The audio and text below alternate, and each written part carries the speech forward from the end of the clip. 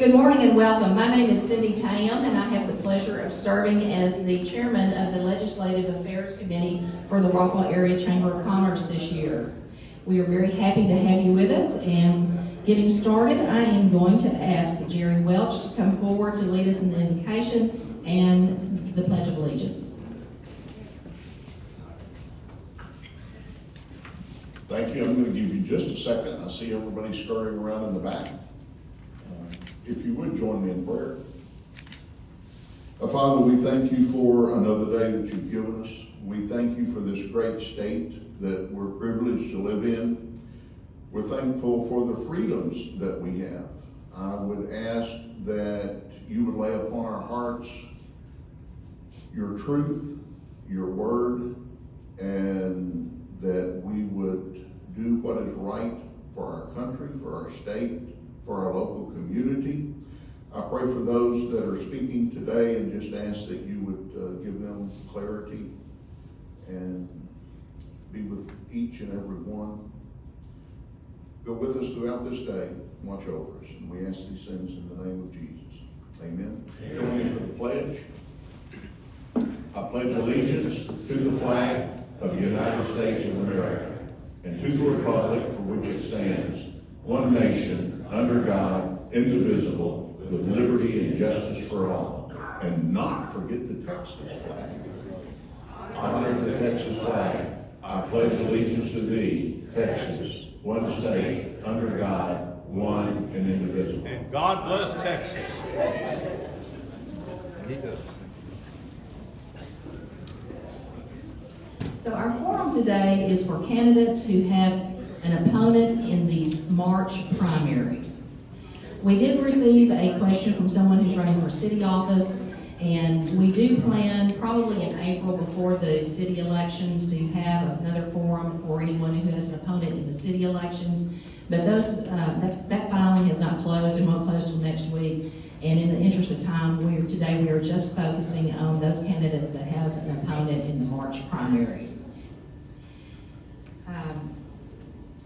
One announcement, in January, the Chamber Luncheon, I announced that we are hoping to have a Washington trip this year. We have not done a Washington trip in a very long time. We go to Austin every year for Rockwall County Day, but we are hearing that Washington is really still pretty much shut down for COVID, and so may not be a good time to go. If we can't go in May, we're going to try to go sometime this year, but we would like to have an idea of people who are interested. We'd like to have a number. So if you think you might be interested in going on this trip, whenever it is, if you would please call the Chamber of Commerce and let us know, and we will keep you involved and let you know what's going on that trip. If you haven't already, please silence your cell phones for today. I want to remind you that early voting starts on Monday, February the 14th, and it goes through February the 25th. March 1st is Election Day, and this year, for the first time, the Rockwall Area Chamber will be an official polling place. So if you do not vote early, you can vote at the Chamber on March 1st. I would like to thank our sponsor today, Volkert Engineering, and Trevor Reed is with us from Volkert. Trevor serves as the Vice President of Volkert Engineering in Texas with principal North Texas offices located in Rockwall and in Frisco. Over the past decade, he has led the development, implementation, and oversight of major infrastructure projects throughout the state and built a team of professional engineers in Rockwall. Trevor is active in Rockwall New Rotary, Rockwall Chamber of Commerce, First Baptist Church Rockwall, and is currently a member of our Leadership Rockwall Class 2022. Trevor and his wife Adrian reside in Rockwall and have 3 children, Adeline, Finn, and Henry. Please welcome Trevor Reed. Thank you, Cindy. Appreciate that. So just real quick, thank you guys, everybody, for being here today. You are almost to the starting line. So yeah, it's not the finishing today, but I know it is the last of a lot of these town hall forums. Just want to thank the candidates for all the efforts that they've spent over these past couple of weeks and months and how much dedication and time away from their families go into that. They all take service and leadership very seriously, and what a blessing we have to have the choices we have in front of us. So excited to hear from all of them today. Excited that they all know that whomever gets elected, that they will support each other and they will work as a team to make Rockwall County a great place to live, do business, and to grow a family. And so I think we all recognize how special that is, and look forward to hearing from them. So thank you guys for that. Thank you, Trevor, and thank you to Goldberg. So let's get started. Our moderator today is Grant Dubois. He is a litigation attorney for the national law firm Stinson LLP, where he practices complex commercial litigation and white-collar criminal defense. He actually began his legal career here in Rockwall as an assistant criminal district attorney. Grant is the former president of the Republican Men's Club, where he was the first president to serve for 3 consecutive years. He is a proud board member of the Rockwall YMCA, the Rockwall Boys and Girls Club, the Rockwall Republican Men's Club, the Rockwall County Bar Association, and is a member of Rockwall Noon Rotary. When he's not talking politics, Grant enjoys spending his free time with his beautiful wife Sarah and their children Charlotte and Cooper. Grant enjoys doing these moderating debates, and he is often referred to as the Michael Jordan or Tom Brady of the Rockwall County debate moderators. I think he wrote that himself. Let's welcome Grant.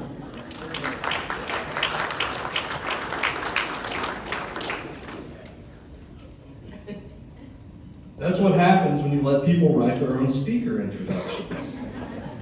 It's going to happen. Okay, listen, I appreciate you guys having us here and giving me the honor and the opportunity to moderate this debate and ask the candidates some questions. And what we did this year is we tried to tailor our questions and have them a little bit more geared toward issues that concern the Chamber of Commerce and concern economic development in Rockwall County. I believe the candidates have been given, have been notified of how much time they have to answer questions, but I'll let the audience know. The way it's going to work this morning is we're going to have the candidates come up and be seated at this table. They will be using this microphone, which I will hand off. And they'll have 45 seconds to introduce themselves to the crowd and sort of tell us why they're running and what their platform is. And then we will ask them each 2 questions. Each candidate will have 2 minutes to answer each question. And then, so at this time, we're going to go ahead and get started. I'd like to invite the candidates for United States Representative Texas District 4 up to the tables. Grant, Whichever one you want. That one or that one. You can both sit at the same table if you like. I know you might not want to. That's okay. But we have Pat Fallon and John Harper. And so what we'll do, I'm going to hand this microphone off. We'll start off.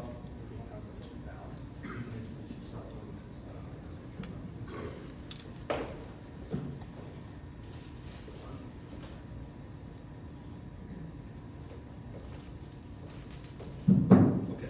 Can y'all hear me? Everybody hear me? Yep. Okay, good. Yeah, and Miss Sonia up in the front in the pink blazer will be giving you indications of how much time you have left, both for your introduction, which again is 45 seconds, and also for your 2-minute questions. She'll hold up signs that indicate you have 30 seconds left, 15 seconds left, and then finally that you're done. So, Mr. Fallon, go ahead. Thank you for the 45 seconds. Don't worry about it. But thank you all for coming. You don't have to be here, so it's always heartwarming to see seats that are full. We're here because of a promise made in 2020 and a promise kept in 2021. And that promise was, if I were elected, I would do everything in my power to ensure that Rockwall, thank you, 30 seconds, that Rockwall remain in Congressional District 4. It has been in Congressional District 4 since 1934, so 87 years, now 88 years. And I did that. Working with members of the House and the Senate, they were going to put Rockwall in with Collin County. And I cashed in as much, all the political favors I really had in the Texas legislature, and we kept Rockwall in Congressional District 4. What we need to do is secure the border and vaccine mandates, and protect life, throw up CRT at the coverage where it belongs, and get our fiscal house in order for the balanced budget amendment. Thank you very much.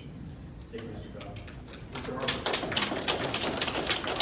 I'm John Harper, running for House of Representatives, Congressional District 4. I have lived in Texas now for about 30 years. I've lived in Rockwall County about 23 years. Our home is in Heath.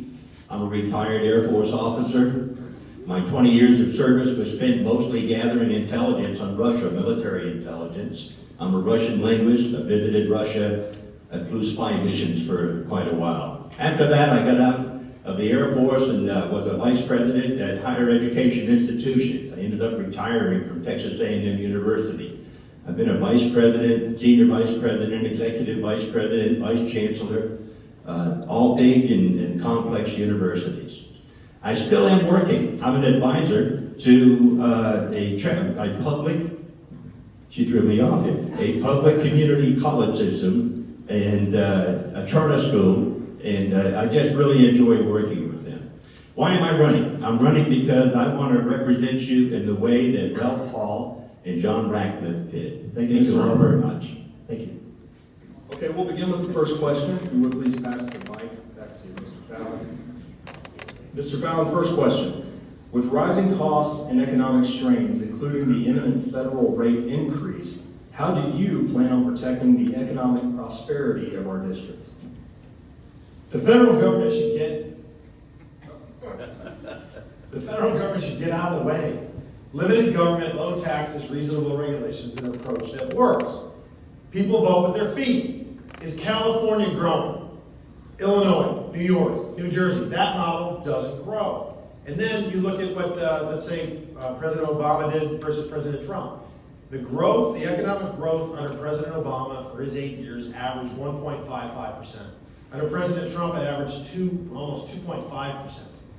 That's a 61% increase in growth, and there's a reason for that. I mean, when you cut, it's like this, a visual. When you have more government, you shrink freedom. When you shrink government, you get more freedom.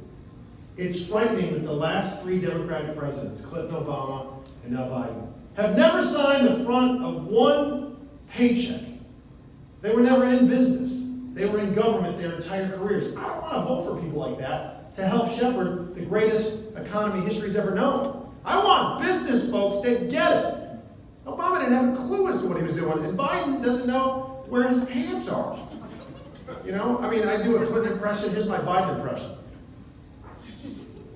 It's an idle administration, and you don't have to believe me. I work with the Democrats in Congress, and they privately will say that they're horrified at some of the things that they're doing. There's no reaction to things. You look at what's happening on the international stage with the Ukraine. The Ukrainians didn't, or the Russians weren't grabbing land and territory under President Trump, and I thought they had him in their pocket, if you believe media reports, but they didn't. So the best thing the federal government can do is get the hell out of the way and let Texas be Texas. And that's, I think, the approach that we need to take, quite frankly. Thank you very much. Thank you, Mr. Fallon. Mr. Harper, same question. With rising costs and economic strains, including the imminent federal rate increase, how do you plan on protecting the economic prosperity of this district? 2 minutes. One of the things we have to start with is what is the district? For the congressional candidates, our district is consisting of 12 counties, all the way from Denton on and down over to Texarkana area, 385 miles from end to end. 4 of those counties have a large population center. The others are mostly rural. They have different problems, different issues. What will I do as a congressman to help Rockwall County and as well help out the other counties? Number one, I'm going to run interference for you. We really need that right now in Washington. Hopefully that'll change in November when we have our midterms and take over the House and the Senate. Number two, I'm going to help you find opportunities. There's a lot of money that's up there, should be coming our way, but it doesn't come that way unless we fight for it. And I'll be doing that exactly. Now, we're talking about the district. Is there anyone who doesn't believe that President Biden is the problem? Mr. Biden has issued executive orders that are illegal, proven to be illegal. We have bureaucrats who are entrenched, and they're writing onerous rules and regulations, making us do their bidding when they really don't have the authority to do that. We have activist judges that are ignoring the Constitution and doing what they wish to have done. It's a serious, serious problem. At the federal level, to improve the district, number one, let's make these Trump tax cuts permanent. I think that's very, very important. Also, the Federal Reserve. Right now, inflation is our serious problem. Let the Federal Reserve do what it's supposed to do. Get full employment, get stable prices. Thank you all very much. Thank you, Mr. Harper. The next question will come to you, so keep the microphone. So the next question is, if elected, how will you protect Texas's notoriously strong energy sector despite the rising movement in Washington to rely exclusively on renewable energy? You know, it's so sad to tell you the truth, and that is North America has so many reserves of oil and gas, and we're not touching them. Why are we not touching them? It's a Biden administration thing. And so, as I said earlier, I'm sure you're going to hear my colleague the same. We've got to change the House, we've got to change the Senate so that we can start changing those policies that have been put in place as well. Don't forget, the America First policies really encourage energy independence. It's a national security issue that we gave up our energy independence. I also have to support at least looking at getting off of some of the fossil fuels and going to alternative sources. The problem is, I don't see a real strategic plan that's been put in place. And if there's no strategic plan, all of a sudden we start making knee-jerk decisions. There is a cost to that. Has anyone really figured out what is the right way for us to go into dealing with finding alternative sources of energy? When can we do that? What will be the payback? We are hearing right now that it's critical, that it's a crisis. We have to do it right now, not in a measured manner, not in a controlled manner. We've got to work on that. There's also some talk about the hydraulic fracking. I support that. When we started doing it initially, I'm not so sure we had all the understanding of what it might be doing to our environment. And we had to come up with new rules and regulations. Today, I think we understand better, and I'd like to see that happen. Finally, the cost of oil right now is approaching $100 a barrel. It's about to go to $130 a barrel, I'm told, and that is going to be a very difficult problem. We've got to address that. Thank you very much. Thank you, Mr. Harper. Mr. Fallon, same question. If elected, how will you protect Texas's notoriously strong energy sector despite the rising movement in Washington to rely exclusively on renewable energy?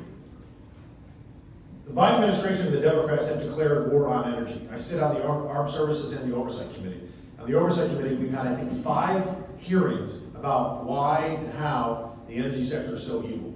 I mean, it's ridiculous. Jennifer Granholm, the Secretary of Energy, was asked a very simple question. How many barrels a day on average does the United States produce? She didn't know the answer. It's 18 million barrels. That's shocking that she is the Secretary of Energy, and that's like basic 101 energy stuff. So what we need to do is unleash again the potential that we have in the country. The Keystone Pipeline was canceled. That cost 11,000 jobs, 11,000 good-paying American jobs. Our energy costs, not surprisingly, have gone up 50% in 1 year. And our home energy costs is estimated is going to be 54%. So let's look at some of the things, if the Democrats got their way and instituted some of this. The energy sector in the country accounts for 12.3 million jobs. That is a colossal amount of money. The energy sector alone has paid $1.6 trillion in taxes in the last decade plus. It's, again, another staggering figure. The trade deficit was reduced by $305 billion in 2019 solely because of our energy exports. That is another great thing because fracking actually works. If you ban fracking, you're going to cost, the U.S. Chamber thinks it'll cost 19 million American jobs. So you're not going to ban fracking. You can't do it. I mean, certain states do it in localities, but they're insane to do so because they're cutting their hamstring themselves. And then in just this district, the energy sector accounts for $4.4 billion of economic impact and 50,000 jobs. It's crucial and it's essential to move forward. Human life expectancy has almost doubled from 1900 to 2020, largely because of the energy sector. So the left wants to have their cake and eat it too by criticizing the energy sector and demonizing them, and yet using all of the fruits and other labor. I got an act, so I have to go. I want to thank you all for coming because I also have another event, so I can't stay. But thank you. God bless. Thank you, Mr. Brown. Thank you to both of us. Thank you to both of our candidates for coming up here and sharing their thoughts with us, and we appreciate you.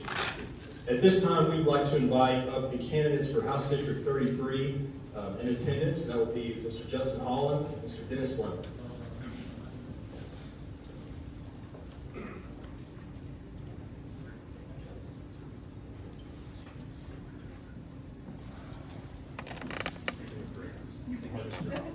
If it would be all right, I know Dennis has to go to another event. I'd be happy to let him go first and say what he needs to say so that he can leave.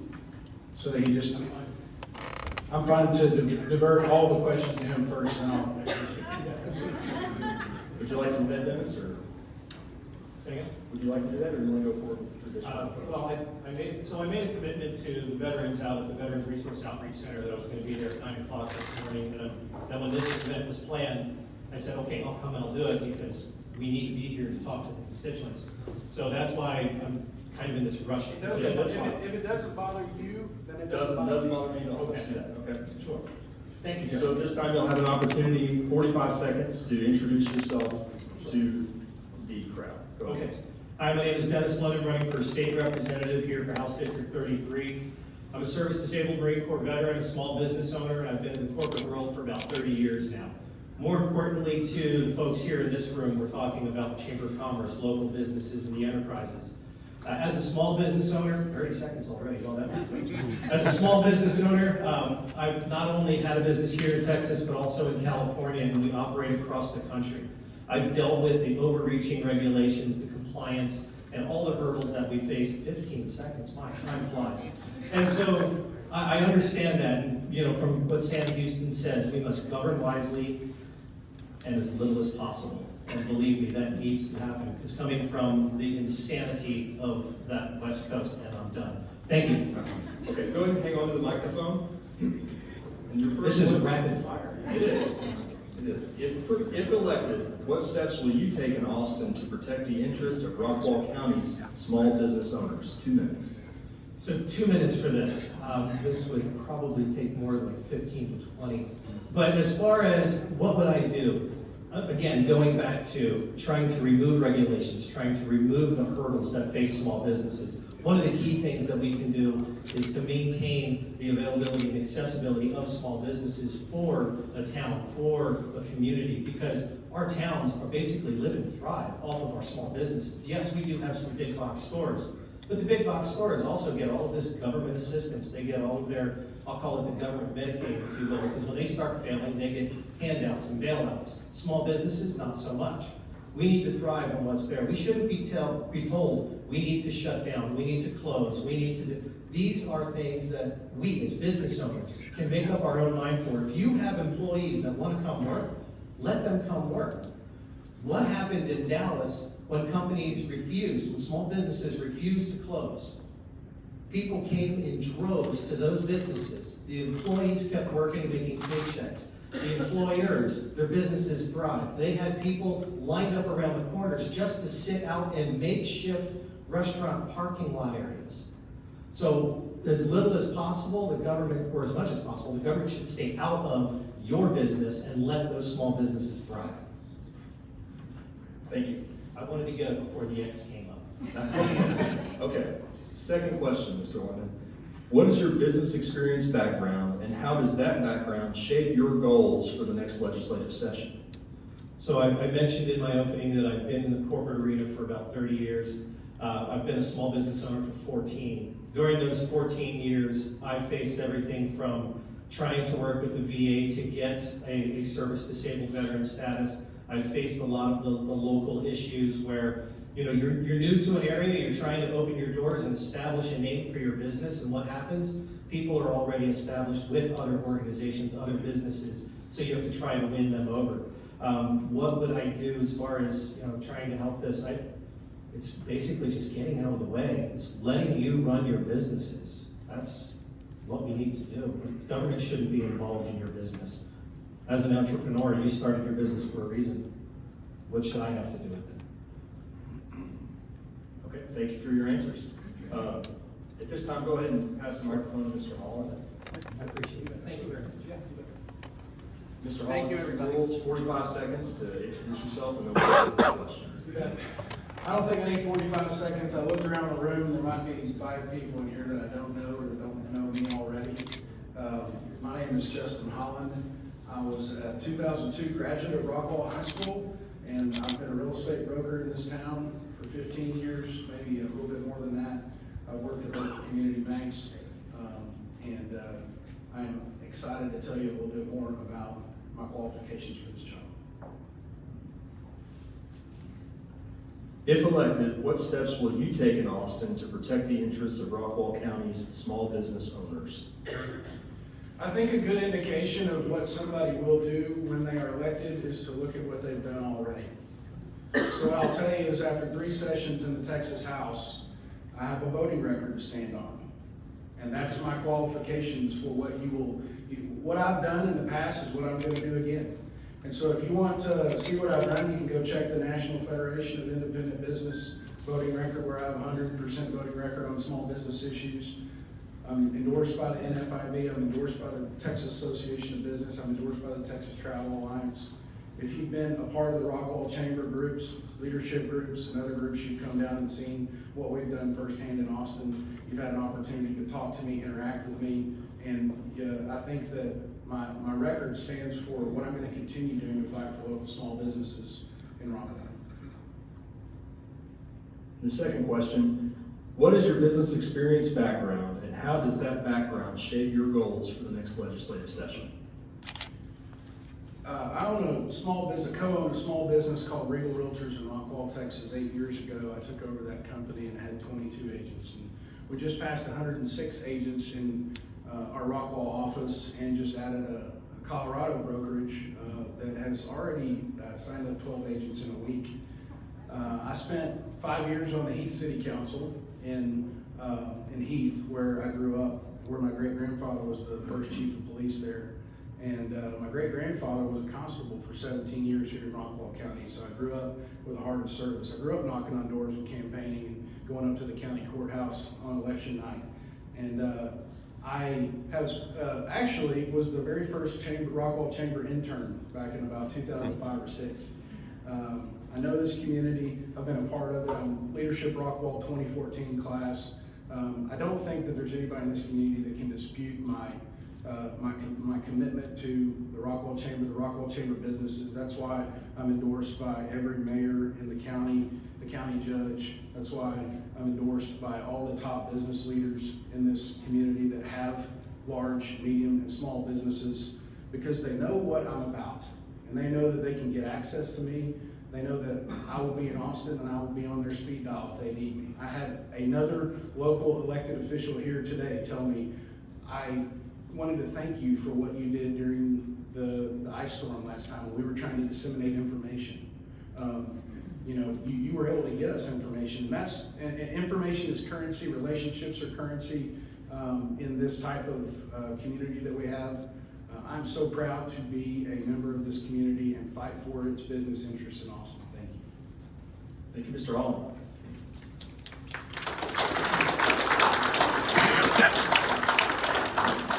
Okay, at this point in time, we would like to invite our candidates for Rockwall County Judge to come up, and that is going to be David Sweet, Frank New, and John Beaton.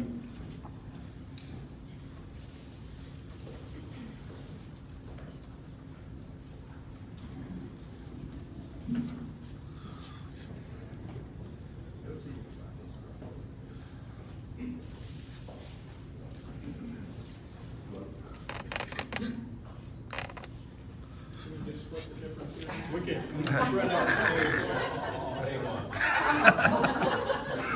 Sit right here. Not getting in the middle of that one. Okay.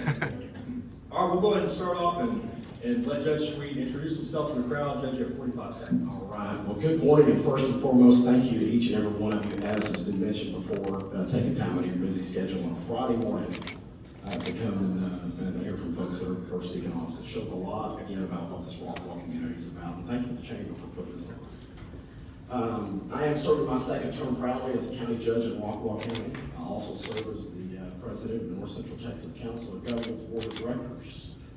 I am the president of the Emergency Services Corporation. Prior to serving on the county level, I served as the mayor of the city of Rockwall for 2 terms, served 2 terms in the council. In the private sector, I worked 15 years for Coca-Cola, Advancing Institute as a sales director, and finished the last 5 years in the private sector as Big O Bakeries. I'll tell you a little bit more about myself here in a few minutes, but 45 seconds is quick, gentlemen. Thank you. Thank you, sir. Mr. New, 45 seconds. Thank you. Good morning. My name is Frank New. I'm currently Mayor Pro Tem, East Texas. Currently serve on Emergency Management, Emergency Services Corporation, Road Consortium, and Open Space Alliance for the county. I'm running for county judge. I'd like your vote. One of the main things we need to focus on is how to control density and how to put control back in the hands of the citizens. We cannot allow developers to continue to plan our county and our cities. Again, my name is Frank New, and I'd love to have your vote. Thank you. Thank you, Mr. New. Mr. Beeman, 45 seconds. Good morning, y'all. My name is John Beeman. My wife, Nicole, and I are members at Lake Point Church here in Rockwall. I own a small business called Merchant Pastors, manage a nonprofit consulting firm designed to help and support small businesses. I have served on Heath City Council, been there for 2 terms. Prior to that, I was a GOP precinct chair, was Get Out the Vote chair. Rockwall County has been a blessing to me and my family. I want to see Rockwall fulfill its greatest potential. We're not quite half bailed out yet. I want to see that we can achieve our greatest destiny for our children and our grandchildren. Thank you all. God bless. The first question will start off with Mr. Sweet. So if you look at the microphone. Mr. Sweet, how do you plan on addressing the exponential growth Rockwall County is experiencing and the pressures it puts on our critical infrastructure? 2 minutes. Well, thank you, sir. First and foremost, let's talk about that growth. Put it in perspective, in 2010, we had 78,000 folks that called Rockwall County home. Based on the census 2020, that number has grown to about 108,000 folks. That's a 28% increase in population.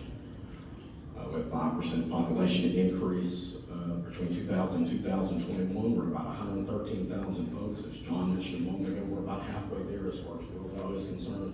Tremendous pressure on infrastructure, no question about that.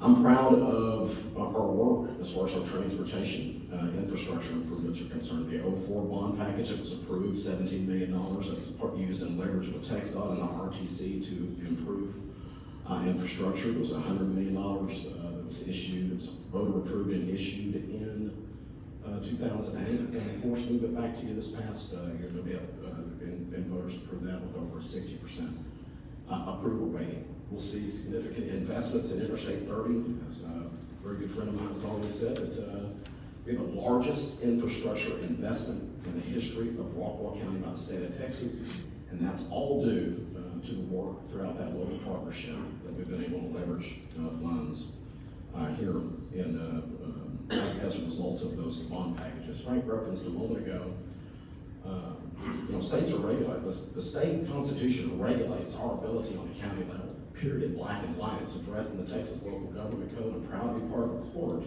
that did approve a subdivision and land regulations review. We did that through an engineering firm, Freeze and Nichols.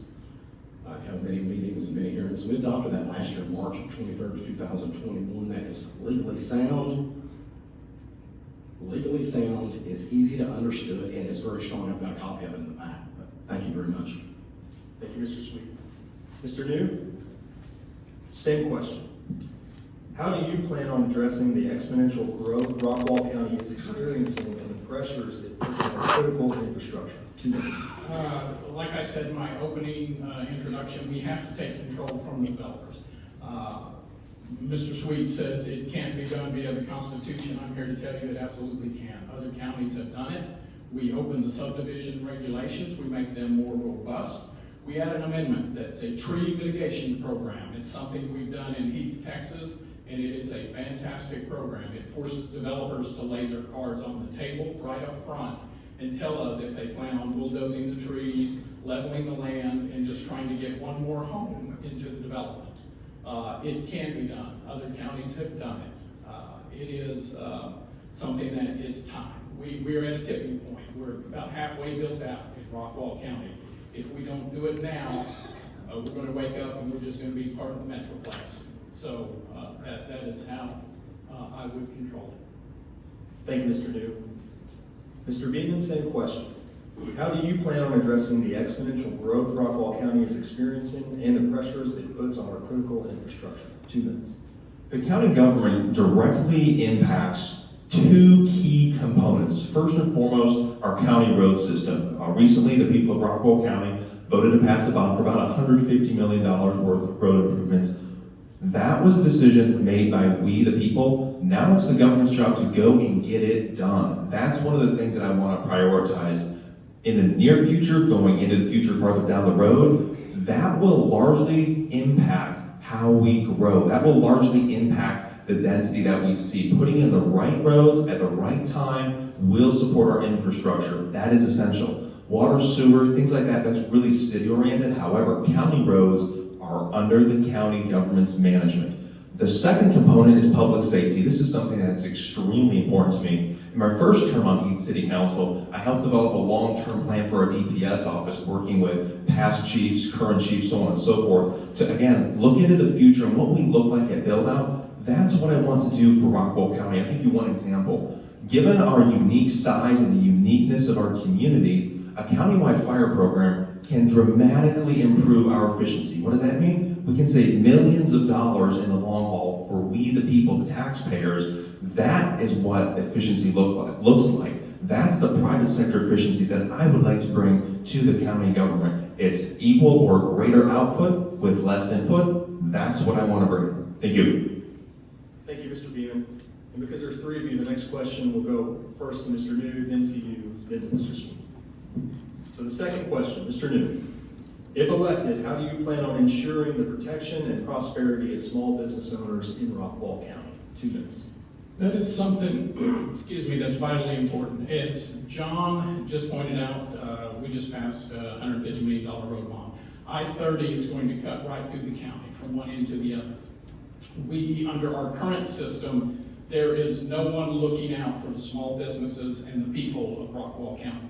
What I would do, and what's already starting to form, is to encourage and help form a committee of retired civil engineers who would go to the job site trailer down here, and that's where the decisions are made. Right now, we have a commissioner's court who defers to a consultant, who defers to TxDOT, who defers to a construction company, who has a project manager sitting in a job site trailer who decides what roads we're closing and how and where. That affects businesses. I mean, people are going to be put out of business. They make decisions on what's best for them. There's no one there advocating for the businesses and the people of Rockwall. I would form that committee. I would fully empower that committee with the full authority of the Commissioner's Court to go come up with the plan, present it in that job site trailer, and then as your county judge, it would be my job to make sure TxDOT understands we're going by our plan, the one that's best for the businesses and best for the people of Rockwall County. Thank you. Thank you, Mr. New.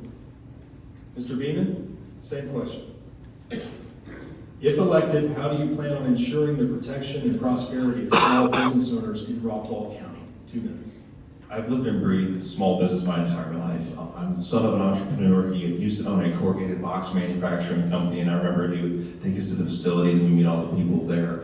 I currently own a small business here locally. When I worked for a private equity company about 7 years ago, I helped start, build, and sell a small business here locally as well, and I currently manage a nonprofit that's designed to support small business. Small business is extremely important to our economy, not just on a national level, but also on a local level. So addressing this area specifically, there are again 2 key components that we need to watch. One is communication/coordination. As we're expanding our road systems, such as I-30, we need to have a true plan to help direct traffic through and to those businesses. They made that investment deliberately with that traffic in mind. We do not want to remove that traffic. Otherwise, they're taking on an extensive cost that will have no payback for them. That hypothetically could force businesses to go under, and we cannot have that. So that's the first part, having a good strategic plan for that specific topic to keep traffic flowing to and through businesses. Number two, we must be their advocate. We need to truly support small businesses, bring awareness to them. Even things such as going to ribbon cuttings, snapping a picture at their location, buying local whenever you have the opportunity. That's how we make a difference. We're not just buying a hamburger when we buy, for example, from Joe Willie's. We're supporting a local business. We're supporting our own local people. That's how we truly support our small business economy, and that's how we help Rockwall County achieve its greatest potential. Thank you, Mr. Beeman. Mr. Sweet, same question. If elected, how do you plan on ensuring the protection and prosperity of small business owners in Rockwall County? Well, first and foremost, I want to say that, if I'm not mistaken, I think it's 45% of all businesses in the state of Texas are small business. I think employs about 42% of the people that work in the state of Texas. Small business is very important. Reference on a national level, on the state level, it's extremely important here in Rockwall County, no question about that. My family also is heavily invested in small businesses. My sister and brother-in-law own a TNT paint store in downtown Rockwall, have for many, many years. My niece and her husband own a Rockwall drug and general store in downtown Rockwall. Very active there. I serve in the chamber here, chamber board of directors, small business matters. What do? Well, we continue to invest, as I referenced, as far as infrastructure improvements are concerned, in our transportation, your ability to move around in this community. We continue to work in investing in public safety. We continue to invest in, what do I mean by that? Into our court systems, into our detention officers. Obviously, we're about to complete the renovation of our detention center and our jail and our district attorney's office. And also, another thing that I want to emphasize, and that is lowering low taxes. I'm proud of the fact that when I came into office, our tax rate was 0.3959. We've lowered that to 0.3131. Lower taxes, which is a very big deal. Another difference between cities and counties. Cities collect sales tax revenue. Counties don't do that. 80% of our revenue is based on property taxes. So, again, thank you. Okay, thank you to all of our candidates for county judge. We appreciate you. And at this time, we would like to invite our candidate for Justice of the Peace, Precinct 1, Tony Norton.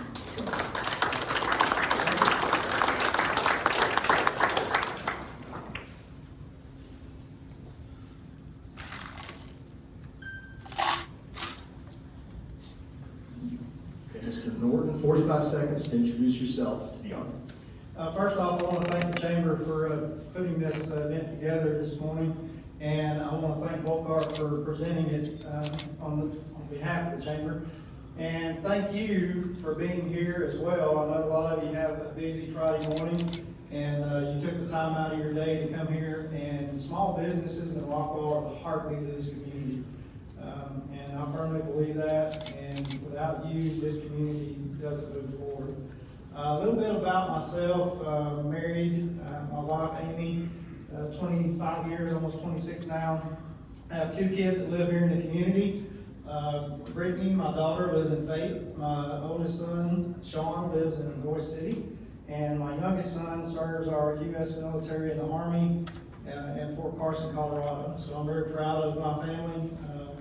And as far as my qualifications, I have some information on my table. I know it's out there. A lot of you I've spoken to personally. And please feel free to reach out to me and look at that information. And I look forward to moving forward and serving this community in the future. Mr. Norton, first question. What role does the Justice of the Peace play in settling disputes between business owners? 2 minutes. Okay, so small claims that are filed in JP court can be up to $20,000 in damages. So any dispute that's under that amount, we can hear those cases. So we would follow the rule of law that's in place at the time that event occurred. We would look at the facts of the case and listen to those facts and give them the weight that they deserve. And then based on those facts, following the rule of law, we'll make a decision either before a jury or before myself that is just and right for all involved. I see a lot of cases in Collin County where I currently work in the Justice Court as a deputy constable. And the thing that's most important is make sure you have a contract. If you're in a business that you're providing a service to somebody, make sure that contract's in place. That contract, I've seen personally, will be the difference between you losing a case or winning a case, okay?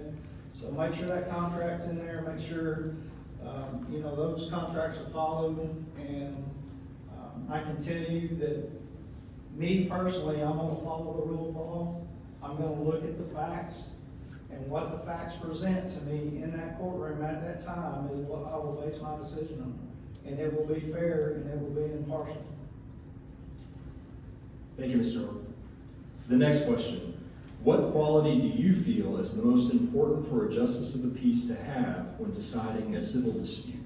2 minutes. I think the impartiality, being able to put your biases, put your opinions, put everything aside, and look at the facts that are presented before you in court, and make a decision based on that, following what's in the law that relates to that particular case. I think that's the most important part. And being able to study that and know what the law is, have that ability. I've been in criminal justice for 32 years. I have an extensive history with criminal law, and also in the civil law and in the Code of Criminal Procedures, which regulates what judges do. So that impartiality is very important, and being able to look at the facts that are presented by either party, making that judgment that's fair and impartial to the parties that are in your court at that time. Thank you, Mr. Norton. Let's hear it from Mr. Norton. We appreciate your time. Thank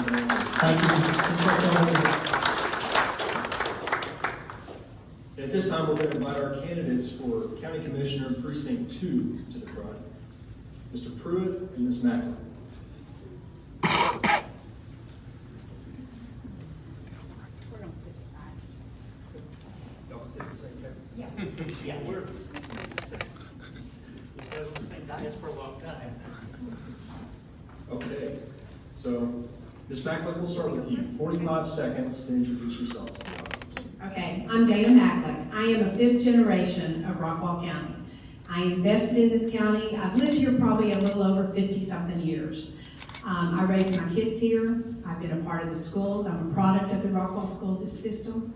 And I've been in private business for over 25 years. And then in 2011, I was given the opportunity to be the CEO and the president for the Rockwall Area Chamber of Commerce. And we'll talk more about that in a little bit. But the 3 things I want to leave you with is,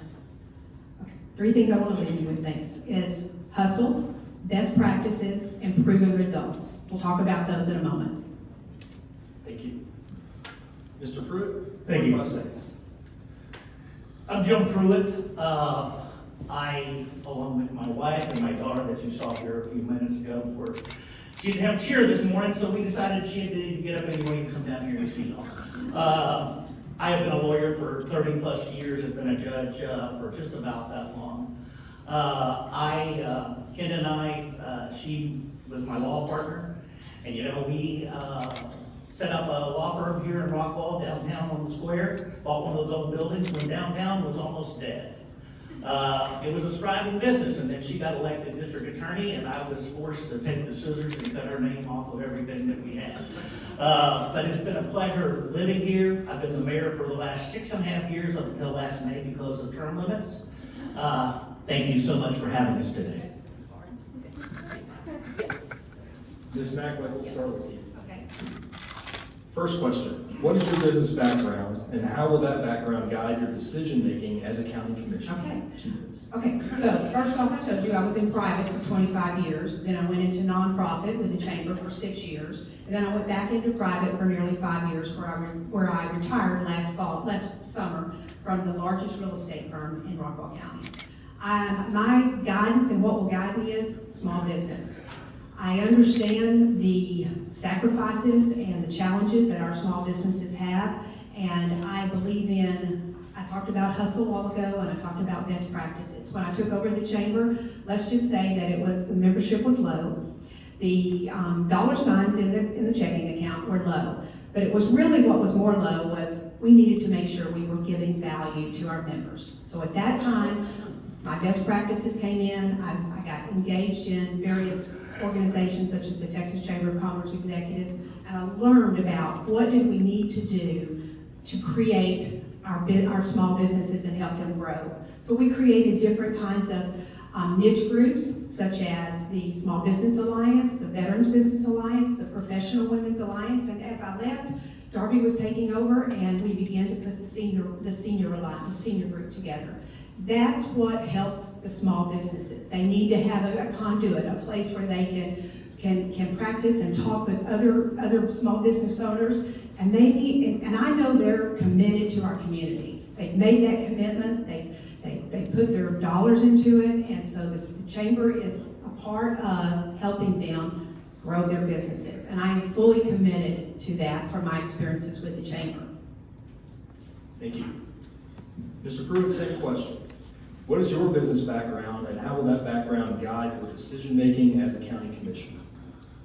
All right, so being in business, I've been in business ever since I pretty much got out of high school. We were able to do certain things to be able to grow a business. I was fortunate to get elected to be a judge in Dallas County.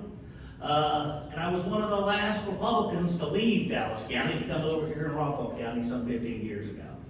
It's been a pleasure being here. It's been a pleasure being the mayor. We ran a great city here. Y'all have a great city here. And I will tell you, we carried that on through the next generation of people like Clarence Jorth, who is one of the newest city council members. You're going to be able to elect some of those people pretty soon. But keeping businesses open in Rockwall was what was most important to us. You know, the 6.5 years I was mayor, the last year was pure heck, okay? I've never seen a community was divided more because of the pandemic and then the ice storm. What did I bring to that? I brought my ability to call on people to get stuff done. What did we do during that pandemic? You saw our fire, our police, you saw all the folks that run the water department, all those things, hit the streets. And they hit the streets because we knew that there were people that were freezing to death there. We went and got them out of those houses, brought them to a warming center. In fact, we had a warming center in Rockwall that supported the entire county. So that's the kind of thing of taking people, the people that work for you, just like with the county, and empowering them and giving them the tools to do what they need to be successful. Thank you. Mr. Pruitt, next question's for you. Next question. What do you see as the single most important factor driving small business growth in your precinct, and how do you plan on protecting that factor? So, I'm sorry, I didn't mean to interrupt you. The single most important thing driving business in Rockwall is safety, all right? We live in one of the safest counties in Texas, all right? If we don't have safety, you're not gonna have small businesses come here. Let's talk about small businesses. When I became mayor, if you'll remember how downtown was, we were gonna start on a project of revitalizing downtown. We did that. We kept all of those businesses open during that time. In fact, it was strange to me that those businesses flourished during that time. But we got that done down the Sanderson Plaza, and look what's happening in downtown Rockwall now. Let's talk about the harbor. What was the harbor like when I became mayor? They could not have an event out there without coming to the city council because our relationship was so strained with the people that ran the harbor. And you know who those people that ran the harbor were? The United States government. Because they had it in a bankruptcy. What did I do? I said, this is bull. We went to Washington, we lobbied the credit union regulators that owned it, and said, you have got to put this into the private market. You're killing us. We had so much tax money set up into the harbor that we weren't getting a return on that. We were gonna have to go and get money out of your taxpayer pocket to pay for those things. So what did I do? I got the guy with the credit union, there's 3 commissioners. One of them happens to be from Texas. Went and met with him, said, you know, you got this asset that's falling out there. And then I discovered it was the last asset that was in the program. So what would happen? The reason that they hadn't sold it was 7 people were gonna lose their jobs when it was sold because it was the last asset they were managing. So what did we do? Within 6 months of that, the harbor was sold to a private business person who put in tons of money to make it what you're seeing today, and we're seeing the benefit of that today. Thank y'all so very much. Thank you, Mr. Pruitt. Ms. Backer, what do you see as the single most important factor driving small business growth in your precinct, and how do you plan on protecting that factor? Okay, it's the expansion of I-30. There's a lot of businesses that are either on I-30 or the feeder roads that go off to I-30. And guys, we are going to have to work very closely with the Texas Department of Transportation. We're going to need to make sure that we are keeping all of the small businesses, we're communicating with them. We need to hear from the small businesses. And that is one of my skill sets that I pride myself in. It's about listening, and it's about communicating, and then making sure that I am engaged and I am helping affect those changes that need to be made. Because if we don't have the infrastructure and we're not improving the ways that your customers can get to your business, then it's going to be a challenge. So I think the transportation is the most important challenge that small businesses have right now. I am a big believer in our safety and law enforcement. My grandfather, my father, and my uncle were all peace officers here in Rockwall. So I completely understand the challenges that our law enforcement has and what they need to do to keep your businesses safe and our families and our neighborhoods safe. So that's important as well, but transportation is where we're going to need to really focus in and listen to you guys and make sure that we're working. I heard one of the candidates from County Judge talk a little bit about putting together a community of civil engineers that want to give their time to this community, and I have been speaking with them. In fact, they've already been in one of those trailers that was talked about a little while ago. I spoke with one of the gentlemen that wants to be a part of that, and they've already been a part and started talking with TxDOT. That's how important it is. So I want you to know that my style is where I want to do hustle. I do my homework. When I was on city council, sometimes we have 200, 300, 400 pages in our packet every week. So I will study, and I'll make sure that I take your business and it's into my oh man, sorry, she's got me going with her exes. There. Thank you, ma'am. Let's hear it for our candidates for County Commissioner Precinct.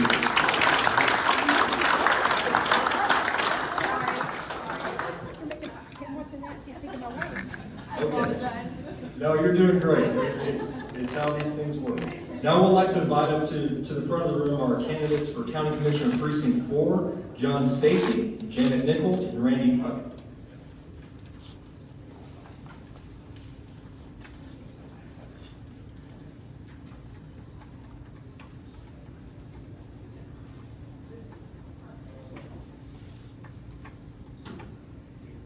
Okay, I believe we have just Ms. Nickel, Mr. Stacy. Okay, we'll go ahead and get started.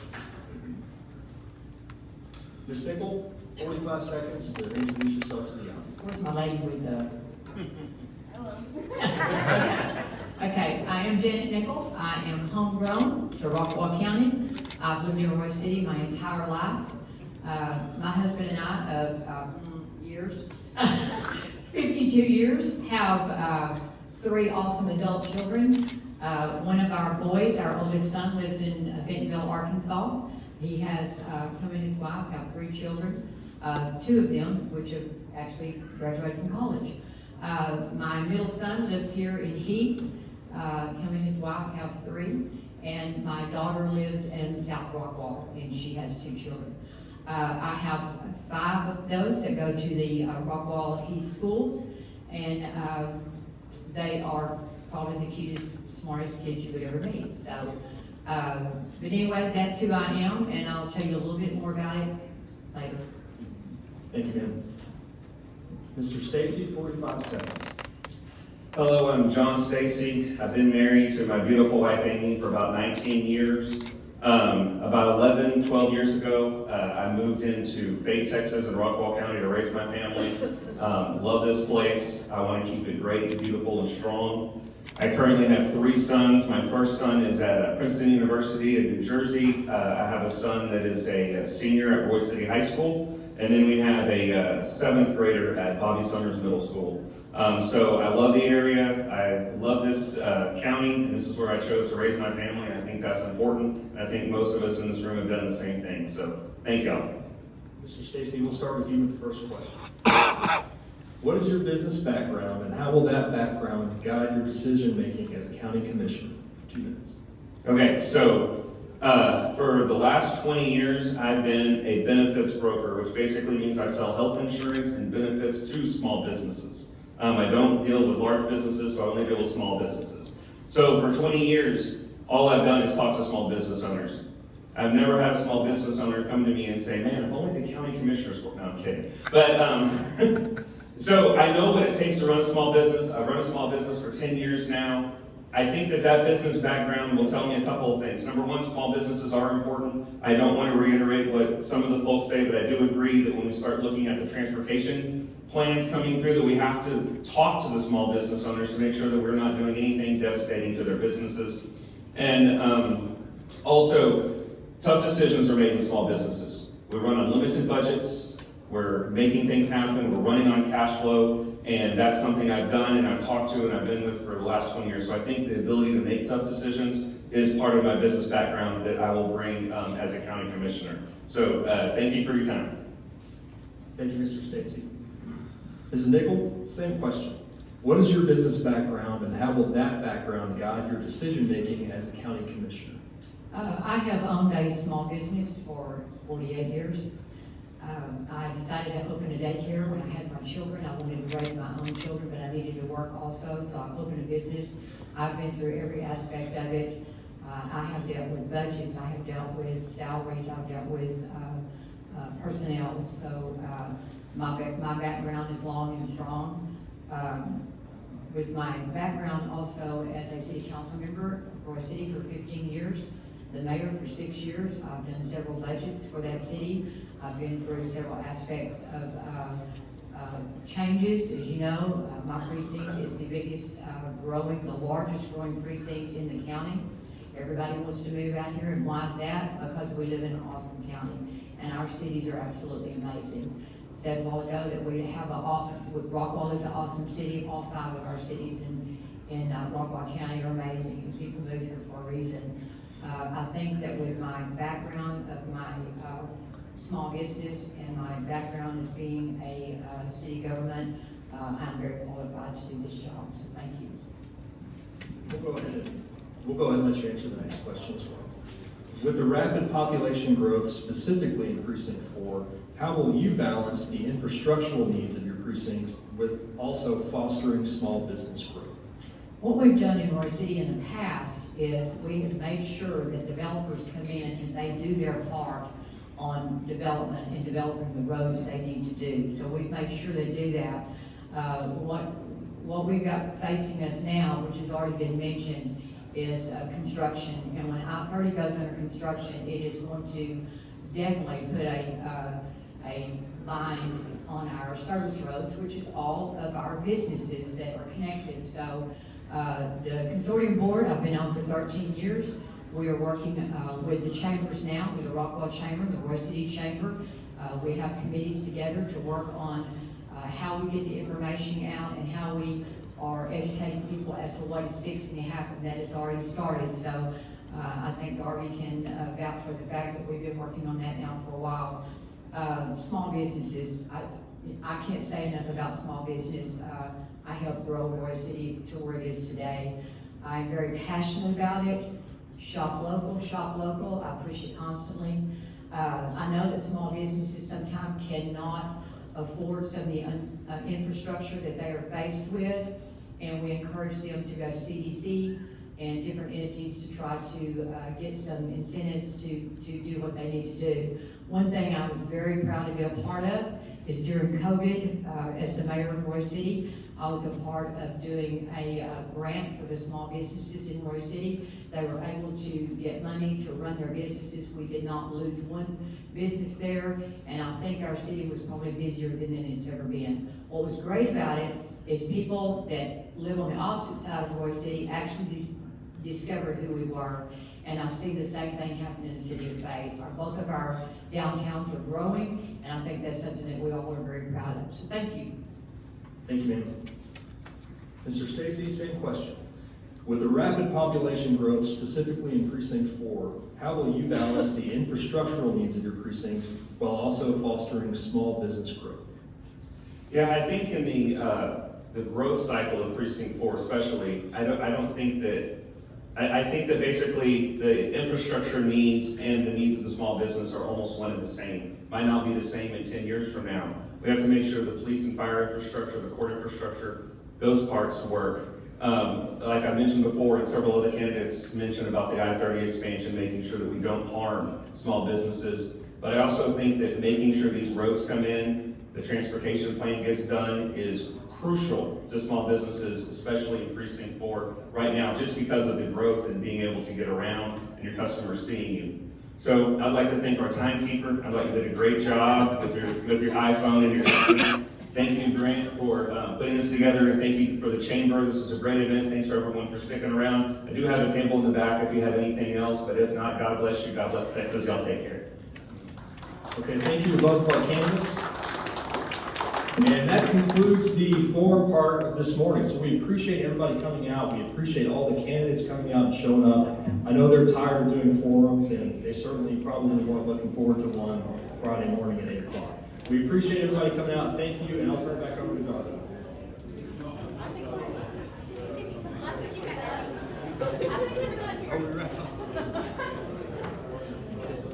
I want to thank you to each of the candidates for participating with us today, and certainly for all of you voters who want to be informed. I can't thank you enough for being here, and thanks to Volker for sponsoring this event. Please don't forget, we are a polling location on the 1st, but certainly I hope you early vote starting next week. Have a great day.